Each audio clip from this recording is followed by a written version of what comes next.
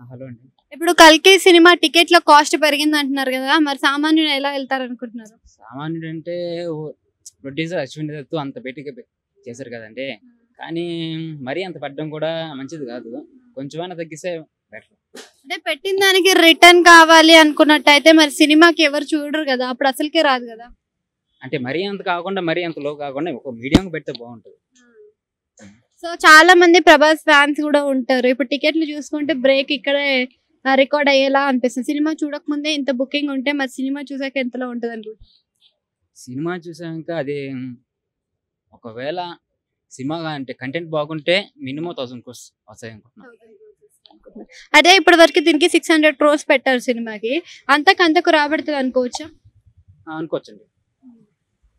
సినిమాలో క్యారెక్టరైజేషన్స్ ని చూస్తుంటే కొంచెం కొత్తగా అనిపిస్తుంది కదా. సో ప్రభాస్ లుక్స్ ఎలా అనిపిస్తున్నాయి? బాగున్నాయండి, బాగున్నాయి, డీసెంట్ గా బాగున్నాయి. హీరోయిన్ లో మనకి దీపికా పదుకొని, దిశా పటాని ఉన్నారు కదా. సో వాళ్ళ కాంబినేషన్స్ ఎలా ఉండబోతుంది అనుకుంటున్నారు? అంటే ట్రైలర్ చూసే ఉంటారు కదా. దిశా పటాని అయితే కొంచెం లో క్యారెక్టర్ లానే ఉంది. దీపికా పడుకునే క్యారెక్టర్ కొంచెం బాగుంది. అంటే ఇప్పుడు దిశా పటాని కాకుండా ప్లేస్ లో ఇంకెవరైనా ఉంటే బాగుంటుంది అనిపించిందా మీకు? వేరే హీరోయిన్ ఎవరైనా ఉంటే బాగుంటాయి. అంటే కట్అవుట్ కి ఆమె సెట్ కాలేదంటారు.